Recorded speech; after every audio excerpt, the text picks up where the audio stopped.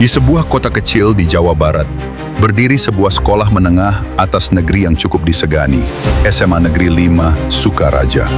Lingkungan sekolahnya asri, dipenuhi pepohonan rindang dan suara riuh para siswa di pagi hari. Di antara deretan guru-guru disiplin dan profesional, nama Bu Ratna selalu menjadi bahan pembicaraan, bukan hanya karena prestasinya, tapi juga karena wajahnya yang cantik dan pembawaannya yang lembut. Ratna Octaviani, 30 tahun, adalah guru bahasa Indonesia yang digemari banyak siswa. Ia dikenal sabar, penuh perhatian, dan sering menjadi tempat curhat para murid. Belum menikah, Ratna tinggal sendiri di sebuah rumah kontrakan tak jauh dari sekolah. Dalam diam, ia menyimpan luka masa lalu. Hubungan yang kandas di usia kuliah membuatnya sulit mempercayai laki-laki. Di kelas 12 IPS 2, duduklah seorang murid bernama Sahrul Ramadan, 18 tahun. Sahrul dikenal sebagai murid yang cerdas namun pendiam. Ayahnya seorang buruh pabrik. Ibunya sudah meninggal sejak ia kecil. Wajahnya tidak terlalu mencolok, tapi mata Sahrul menyimpan sorot tajam dan kedewasaan yang jarang dimiliki remaja seusianya. Pertemuan intens antara Ratna dan Sahrul berawal dari program bimbingan lomba menulis cerpen antar siswa kabupaten. Sahrul terpilih karena tulisannya menyentuh dan penuh imajinasi. Ratna yang menjadi pembimbingnya sering mengajak Sahrul bimbingan di perpustakaan sepulang sekolah. Bahkan sesekali di akhir pekan, Sahrul datang ke rumah Ratna untuk menyelesaikan revisi tulisan. "Bagus, kamu makin mahir menggambarkan emosi tokoh," puji Ratna suatu sore saat Sahrul menyelesaikan draft cerpennya. Sahrul hanya menunduk, lalu berkata pelan, "Bu Ratna juga selalu bisa memahami perasaan orang. Makanya saya nyaman bicara sama ibu."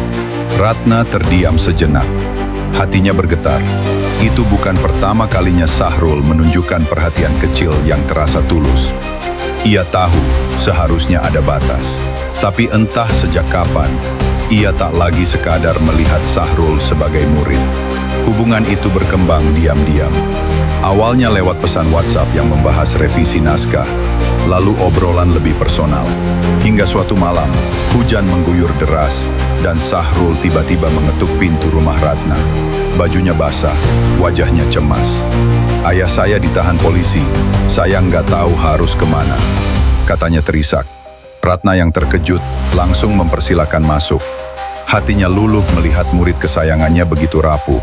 Ia membuatkan teh hangat, mengusap kepala Sahrul, dan malam itu jadi awal dari sesuatu yang tak bisa mereka tarik kembali.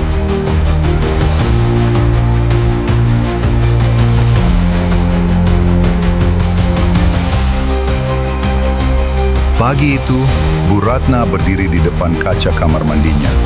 Matanya bengkak karena kurang tidur. Tangannya gemetar memegangi hasil tes kehamilan yang baru saja ia beli di apotek dekat gang kecil. 2 garis merah, jelas, tegas, tak bisa dibantah. "Ini tidak mungkin, tapi aku tahu siapa ayahnya."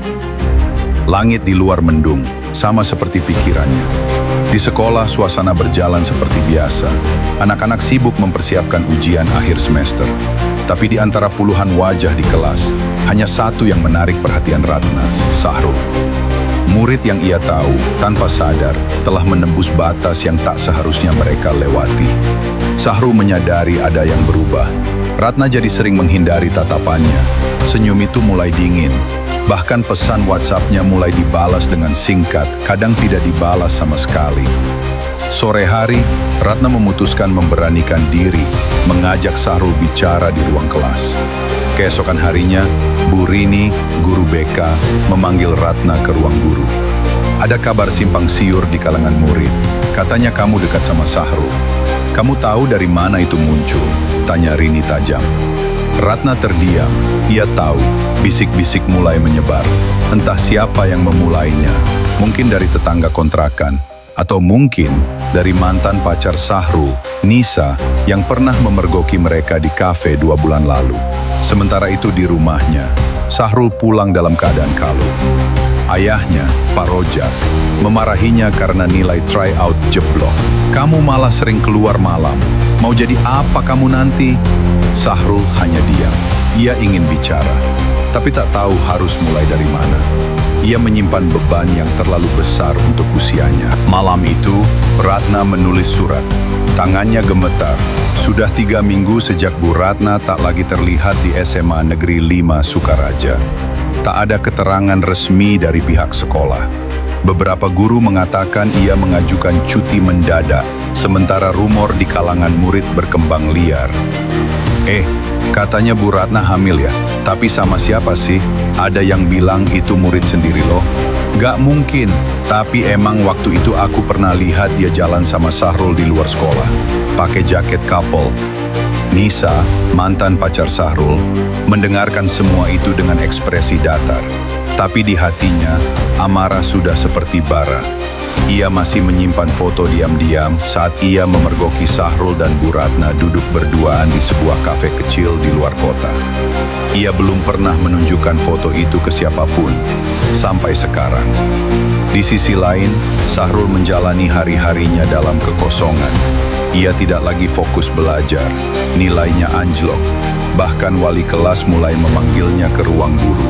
Tapi bukan nilai yang memenuhi pikirannya, melainkan Ratna dan bayi yang dikandungnya. Malam itu Sahrul nekat. Ia mencari tahu alamat kontrakan Bu Ratna dan pergi ke sana sendiri. Saat mengetuk pintu, tak ada jawaban.